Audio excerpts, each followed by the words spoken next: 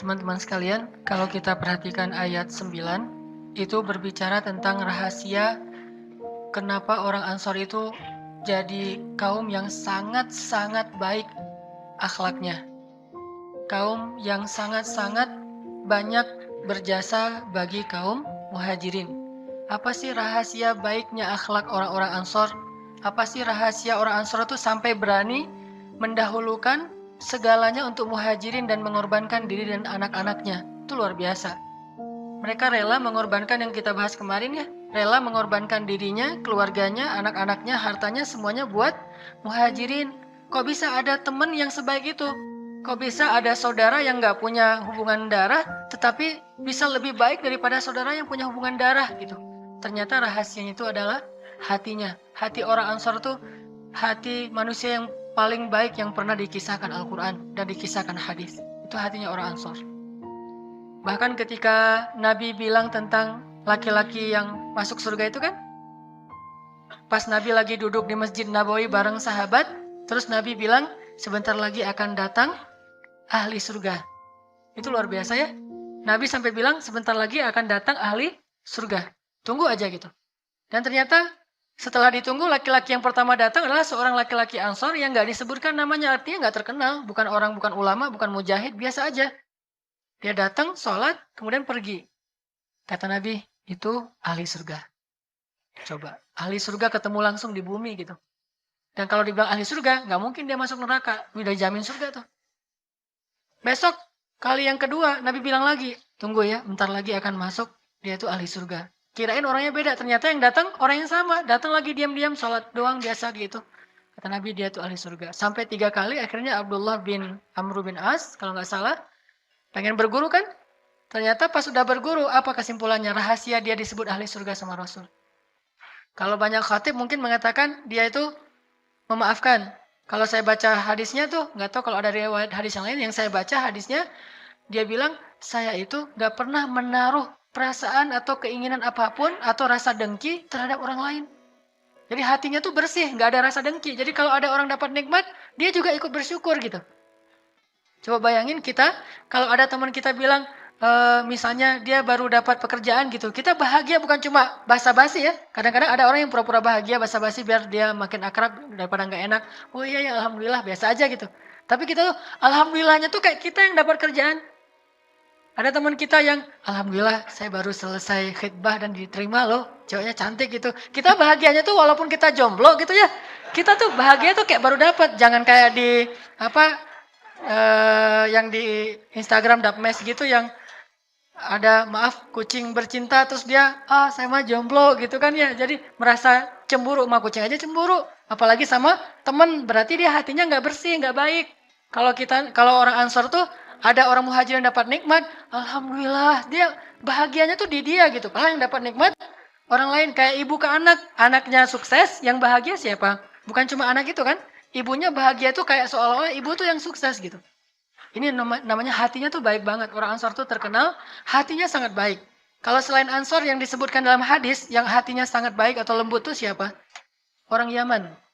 Makanya beberapa orang Yaman yang saya kenal tuh lembut-lembut, termasuk Syekh Yazin yang di Masjid Al-Murabbi itu, yang hafiz, orangnya sangat-sangat lembut. Kenapa? Hati orang Yaman itu kata Nabi lembut. Dan orang Yaman dari golongan sahabat itu adalah Abu Musa Al-Ash'ari yang suaranya itu seperti suara Nabi Daud. Kata Nabi kepada Abu Musa, laqad utita mizmar mim mazamiri ali Daud. Kamu tuh udah dapat hadiah dari Allah berupa suara seruling Daud.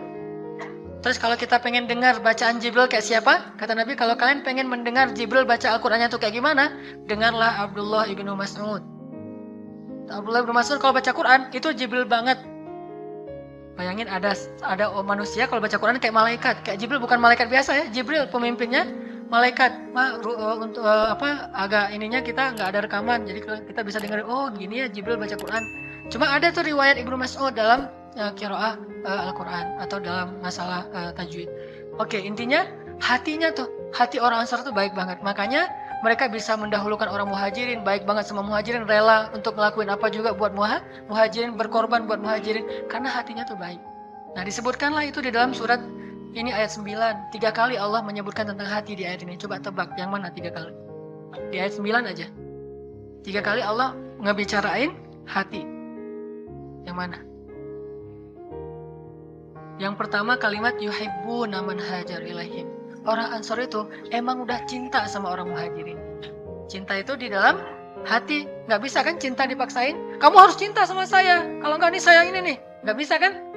Kalau misalnya kamu nggak cinta sama saya nih, misalnya saya bunuh atau apa, sampai ke tingkat ekstrim mau dibunuh juga, hati nggak bisa dipaksain. Bunuh aja, saya nggak akan bisa jatuh cinta kalau dengan cara kayak gitu. Cinta itu di hati, dan hati itu bebas. Dan orang Ansor itu mencintai Muhajirin. Dan Allah yang menanamkan rasa cinta itu di dalam hati Ansor. Cinta karena Allah Subhanahu wa taala. Sehingga kalau udah cinta, itu udah nyaman kita berinteraksinya. Jadi teman tuh, jadi sahabat, jadi saudara itu nyaman kalau ada rasa cinta.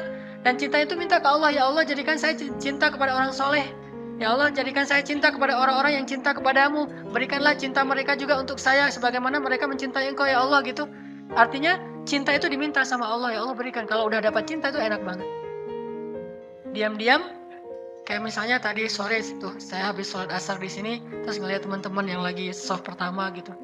Beberapa orang di antara mereka itu yang saya udah jatuh cinta sama dia, jatuh cinta karena Allah ya, jangan mikir macam-macam. Cinta sama dia karena Allah. Terus diam-diam dalam hati saya bilang, ya Allah rahmati dia, ya Allah berkahi dia, ya Allah jadikan dia saudara saya dalam perjuangan dakwah dan seterusnya. Karena kalau udah cinta itu kita udah lebih mudah mengalah, lebih mudah memaafkan, lebih mudah toleran, husnuzon, semuanya lah. Karena aku udah dapat hatinya. Dan orang Ansor udah cinta banget sama Muhajirin. Saya punya beberapa orang yang saya cintai karena Allah di antara ikhwah di dalam perjalanan dakwah. Itu aja saya ngerasain bahwa kalau dia misalnya nyakitin perasaan saya nggak akan terlalu sakit. Soalnya dia yang saya cintai karena Allah. Sehingga saya lebih mudah toleran sama dia, maafin dia. Gampang banget gitu, udah cinta gitu. Itu gimana Ansornya? Yang saya yakin cinta mereka kepada Muhajirin jauh lebih besar daripada cinta saya kepada seseorang karena Allah. Makanya wajar banget kalau Ansor itu bisa habis-habisan buat Muhajirin. Udah cinta sama Muhajirin. 1, 2, wala yajiduna fi sudurihim hajah. Orang Ansor itu nggak punya rasa dengki sama sekali dalam hatinya terhadap orang Muhajirin. Mana pernah Allah menyebutkan minal ansori wal muhajirin. Selalu minal muhajirin wal ansor. Muhajirin dulu baru ansor. Muhajirin itu lebih istimewa daripada ansor. Tetapi orang ansor nggak pernah, kami mah orang ansor mah nggak kayak muhajirin. Terus mereka diam-diam munafik gitu, diam-diam mereka cemburu. Kalau ada kecemburuan pasti nanti jadinya golongan munafikun. Karena orang munafikun itu menyimpan hasadan, rasa hasad di dalam hati mereka. Sedangkan orang-orang ansor dan muhajirin nggak ada hasad, terutama ansor tuh. Wala yajiduna fi sudurihim hajah. Bahkan kalau orang muhajirin dapat nikmat, orang ansor alhamdulillah gitu. Bukan alhamdulillah mereka dapat nikmat nggak bebanin saya lagi, bukan. Alhamdulillah dia sekarang udah sukses, jadi saya udah nggak perlu lagi menafkahin dia. Bukan kayak gitu juga sih. Alhamdulillah karena benar-benar bahagia. Bisa nggak kita ngerasain kayak gitu? Udah gitu yang ketiga kata Allah, wa may yuqashuha nafsi. Apa itu syuh? Syuh itu kata ulama artinya orang yang selalu menginginkan kebaikan yang ada pada diri orang lain. Kalau dengki itu menginginkan supaya kebaikan itu hilang dari orang lain, itu dengki. Kalau syuh selalu menginginkan kebaikan yang ada pada diri orang lain tuh dia juga pengen, cemburuan gitu. Kalau hasad pengen orang lain gak dapat nikmat, dia sendiri. Kalau ini dia pengen semua yang orang dapat tuh dia pengen gitu. Itu syuh. Sehingga membuat dia menjadi orang yang paling tamak terhadap apa yang dimiliki orang lain. Dan orang Ansor gak punya itu. Hatinya benar-benar bersih, sehingga dalam bersaudara itu gampang. Jadi kalau kita pengen jadi teman di jalan Allah, pengen jadi saudara di jalan Allah, yang harus kita perbaiki dulu adalah hati kita. Jangan-jangan kalau hati kita itu masih ada egonya, itu mudah sekali untuk retak hubungan kita. Ada masalah teknis sedikit, retak hubungan kita. Ada masalah kelas sedikit, retak hubungan kita. Salah ngomong dikit, retak. Tapi kalau hatinya udah bersih, itu mah biasa aja. Namanya juga manusia. Hatinya bersih, nggak pernah ada rasa-rasa terlalu berat ke orang lain, nggak baper gitu. Dalam masalah-masalah itu nggak bawa perasaan, nggak sensitifnya terlalu ini. Yang dulu saya pernah bahas, hayyin, enjoy, easy going gitu. Itu orang yang kayak gitu, insya Allah hatinya bersih. Terus lihat lagi di ayat 10. Kalau ayat 10 itu ngebicarain tentang golongan yang ketiga, Muhajirin, Ansor. Yang ketiganya itu tabi'in. Apa kata-kata tabi'in dalam doa mereka? Rabbana ighfir lana wa li ikhwanina. Ya Allah, ampunkan dosa saya dan dosa saudara saya yang lebih dulu masuk Islam. Siapa dosa saudara saya yang lebih dulu masuk Islam? Muhajirin dan Ansor, sahabat. Jadi orang tabi'in itu ngedoain sahabat, ya Allah ampunkan dosa kami dan dosa para sahabat. Memangnya sahabat punya dosa? Ya wajarlah, manusia semuanya punya dosa. Jadi mereka ngedoain dosa-dosa para sahabat karena sahabat juga manusia. Bukannya malah dengki kepada para sahabat, dengki ke Abu Bakar, dengki ke Umar, ke Aisyah, dengki ke Hafsah. Dalam diri orang tabi'in, dan mereka generasi terbaik kedua setelah sahabat. Sahabat gak saling mendengki, tabi'in juga gak mendengki sahabat. Semuanya dicintai karena Allah. Seperti misalnya saya pribadi sangat cinta kepada Abu Bakar, itu idola saya banget kan. Dan saya merasa ada kemiripan dalam urusan karakter antara saya dengan Abu Bakar, itu bukan kesolehannya, karakternya sama-sama senang dengan lemah lembut. Kalau dengan Umar, polos hatinya tuh nggak ada rasa dendam kepada orang lain. Kalau Ali, saya lihat dia selalu husnuzon. Abu Bakar jadi khalifah, husnuzon. Umar jadi khalifah berikutnya, belum jatah dia, husnuzon. Umar jadi khalifah berikutnya, husnuzon juga. Malah yang jagain rumah Utsman ketika Utsman terbunuh siapa? Hasan dan Husain atas perintah Ali bin Abi Thalib, jaga rumah Utsman. Lebih baik kalian terbunuh daripada Utsman. Pas Utsman terbunuh, ditampar tuh Hasan sama Ali. Coba, saking cintanya Ali kepada Utsman. Kenapa kalian masih bisa hidup sementara Utsman sudah terbunuh? Dimarahin habis-habisan, sampai kata Hasan tuh, saya kira ayah saya sudah tidak menganggap saya lagi sebagai anak. Saking marahnya Ali atas terbunuhnya Utsman. Lalu begitu juga dengan sahabat yang lain yang sangat mencintai Ali, termasuk Umar bilang apa? Alangkah beruntungnya aku hidup di zaman yang sezaman dengan Ali. Begitu juga Ali bilang bahwa Umar itu, wahai Umar, kalau kayak gini cara kamu memimpin, maka kamu telah memberikan beban yang tidak sanggup dipikul oleh pemimpin setelah kamu, termasuk saya. Ali itu ngakuin gak bisa menjadi pemimpin sekeren, seideal Umar, saling mencintai di antara mereka. Begitu juga saya pribadi ngefans banget sama Ali. Bagi saya tuh Ali salah satu sahabat yang paling keren. Kenapa? Dia itu bersihnya dari kecil, mirip dengan Rasulullah gitu.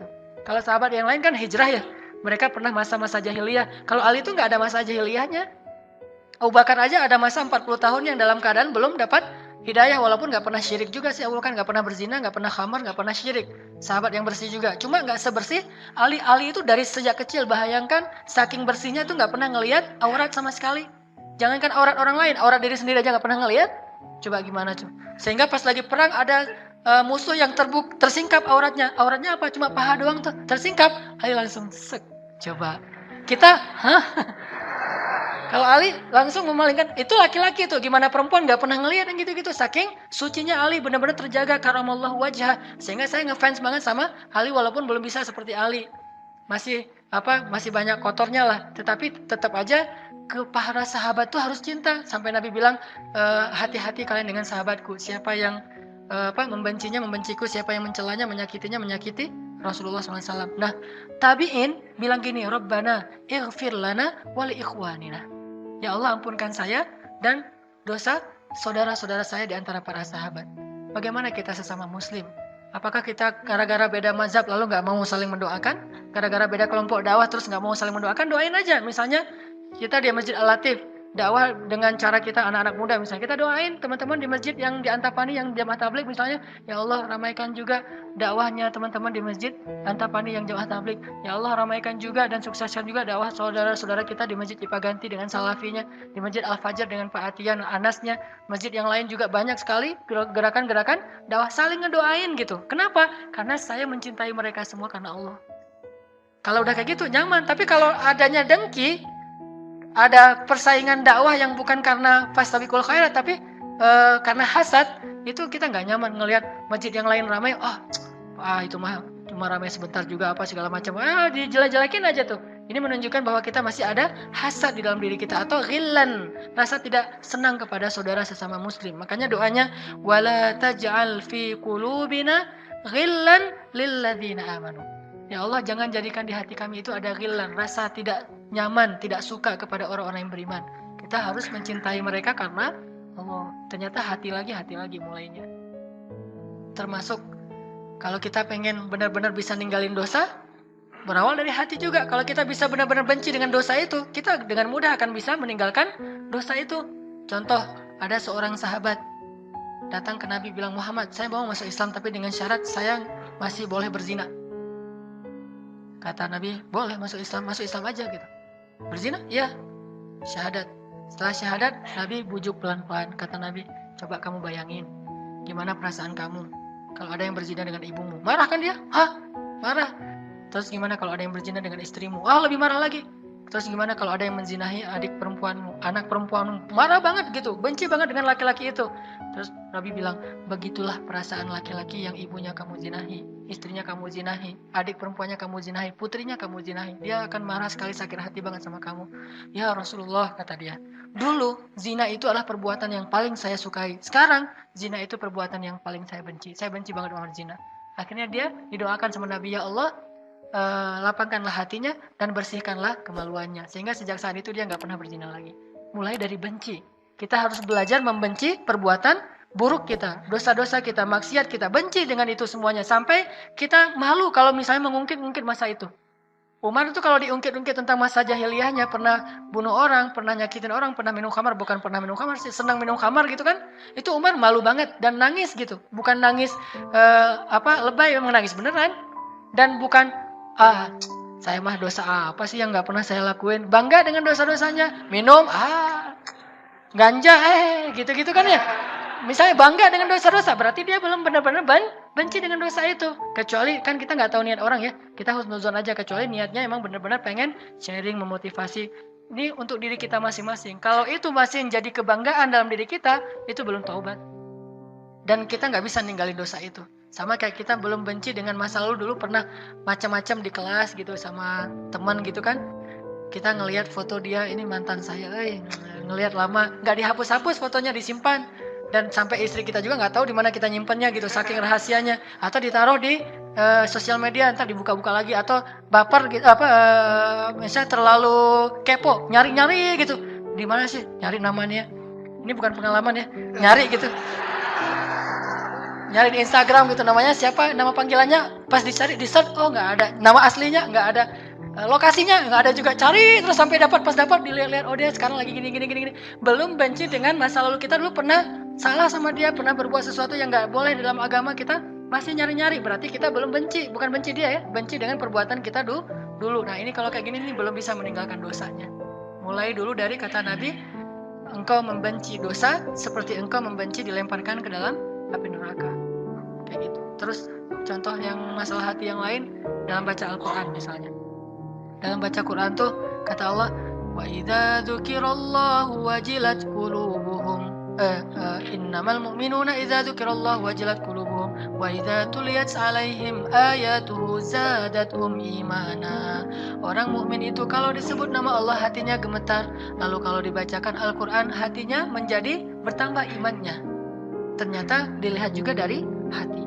Sehingga kalau kita benar-benar pengen menjadi orang soleh itu, yang harus kita concern dulu, fokus tuh adalah gimana kita mensolehkan hati kita. Dan kalau kita mau jadi orang bahagia pun, ternyata bahagia itu sederhana, bahagia itu ada di sini. Bahagia itu bukan di luar, tetapi ada di dalam hati kita. Kalau kita hati kita bahagia, kita berada dimanapun kita tetap bisa bahagia. Siapa yang bisa kayak gitu? Ibnu Taimiyah. Kata Ibnu Taimiyah, jannati huna. Surga saya itu di sini, kata Ibnu Taimiyah. Surga saya itu di sini. Surga saya itu bukan di pantai, bukan di gunung, bukan di mall, bukan dimanapun, bukan di kafe. Surga saya itu fi qalbi, jannati huna, kata Ibnu Taimiyah. Surga saya itu di sini, di dalam hati saya. Sehingga ketika beliau di penjara, beliau tetap bahagia. Beliau dibiarkan kelaparan, beliau tetap bahagia. Beliau diancam mau dibunuh, beliau tetap bahagia. Nggak ada cara membuat beliau sengsara kecuali menyengsarakan hatinya. Sementara hati beliau itu sudah bahagia dengan merasa dekat kepada Allah. Dan Allah itu bersama kalian dimanapun kalian berada. Coba gimana caranya memutuskan kebahagiaan orang udah kayak gini? Susah kan? Dia udah jatuh cinta sama Allah. Dan Allah bilang, wa huwa ma'akum aynama kuntum. Dia bersama kalian dimanapun kalian berada. Mau kalian berada di penjara, kalian berada dimanapun, di pasar, tetap aja bahagia. Nggak ada bedanya, nggak ada ubahnya. Makanya coba belajar jannati huna. Surga saya itu di sini. Wa jannati fi qalbi. Surga saya itu ada di dalam hati saya. Saya pernah dengan teman sekali lagi jalan gitu, naik mobil.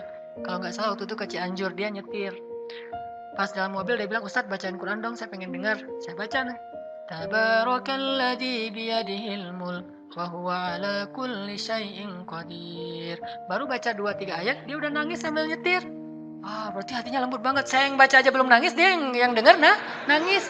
Saya mah biasa aja ngebacanya, mungkin hati saya lebih keras dari dia. Dia lembut banget, baru dengar beberapa ayat udah langsung benar-benar nangis, gak dibuat-buat. Keluar air matanya sambil nyetir, sambil nangis. Coba. Saya malah belajar ke dia, oh ternyata nih orang lembut banget hatinya. Kenapa lembut banget hatinya? Mungkin dia ahli zikir. Setiap hari mengingat Allah, setiap hari ngomongin tentang Allah, Allah, Allah, Allah. Terus kayak orang-orang jamaah tabligh tuh, Allah, pohon Allah cipta, langit Allah cipta, gunung Allah cipta, Allah. Terus yang dibahas lama-lama hatinya menjadi lembut. Ini kalau kita dengan Allah itu caranya zikir aja yang sering. Paksain aja, walaupun nggak nikmat zikirnya, awal-awal emang kayak gitu, namanya tadi kayunya masih kasar kan ya, pas di itu masih agak-agak kasar gitu, nggak nyaman, nggak apa-apa, terusin aja, lama-lama jadi lembut. Jadi zikir itu harus dipaksain, walaupun nggak terasa di hati, paksain aja terus. Subhanallah, Masya Allah, Masya Allah, Masya Allah, terus aja lama-lama, Masya Allah itu jadi powerful, Subhanallah itu jadi powerful, malah kita jadi merasa, kayaknya hati kita itu, kalau nggak menyebut nama Allah itu jadi kurang nyaman, pengen banget kangen menyebut nama Allah, satu. Kedua, kalau kita pengen hati kita lembut, diasahnya dengan cara sering-sering melihat kondisi orang yang lebih susah dari kita. Lihat ke bawah tuh. Itu cepat banget ngelembutin hati. Saya ngerasa banget kalau misalnya ngelihat orang susah, ngelihat orang sakit, ngelihat orang kelaparan, ngelihat orang yang lebih miskin, ngelihat orang yang kerja keras tapi penghasilannya kecil-kecilan gitu. Jadi lembut banget hati kita. Dan kelembutan hati kita itu jadi buat kita empati, mau bantu mereka, dan juga buat kita lebih bersyukur sama Allah. Sering-sering lihat itu. Atau di kayak misalnya saya lagi pengen ngerasain pengorbanan ibu saya gitu, biar lebih terasa di hati saya tuh, saya bukalah film-film ilustrasi atau inspirasi tentang ibu, kan banyak tuh yang Thailand, yang India gitu kan ya. Ngelihat itu jadi lembut hatinya, oh luar biasa ya ibu tuh, kayak atau pengorbanan ayah yang judulnya Ayah Saya Seorang Pembohong Besar kan, yang dia tuh berbohong ke anaknya, tetapi dia berbohong supaya anaknya mau sekolah, supaya anaknya rajin, supaya anaknya berprestasi. Semuanya dia berbohong seolah-olah dia punya pekerjaan yang bagus atau apalah, kita pasti udah nonton. Intinya itu ngelembutin hati banget tuh. Dia lihat yang kayak gitu-gitu. Lihat seorang ibu tuh yang gemuk, terus dia olahraga biar kurus, biar kurus, biar kurus. Karena dia pengen kurus. Kita pikir nanti itu dia, bukan. Ternyata dia pengen kurus biar bisa menyumbang organ tubuh dia kepada anaknya yang sedang sakit. Soalnya kalau masih gemuk nggak bisa dioperasi. Bahaya. Akhirnya dia berolahraga siang malam terus saja. Atau seorang ibu yang pas lagi beres-beres rumah ngelihat pensil anaknya ketinggalan di meja makan, anaknya udah berangkat sekolah, langsung dia lari-lari cari becak segala mau nganterin pensil, anaknya lagi ujian di sekolah. Anaknya pas buka tas, mana pensil, mana pensil. Sementara di dalam ruang ujian nggak boleh ngomong, dia diem aja nungguin pensil sambil nangis. Ibunya datang ngetok-ngetok jendela, ini pensil, datang jauh-jauh. Hal-hal yang kayak gini nih, ya walaupun ini fiksi ya, tetapi tetap aja ngelembutin hati. Coba kalau yang realitas, kita ngelihat langsung ke orang-orang yang membutuhkan. Lihat langsung gimana orang yang mengadu-ngadu karena dia kesakitan, kanker misalnya. Itu ngelembutin hati banget. Sehingga dengan kelembutan hati itu kita mudah berkasih sayang kepada sesama manusia. Terbuanglah ego-ego kita atas nama kemanusiaan.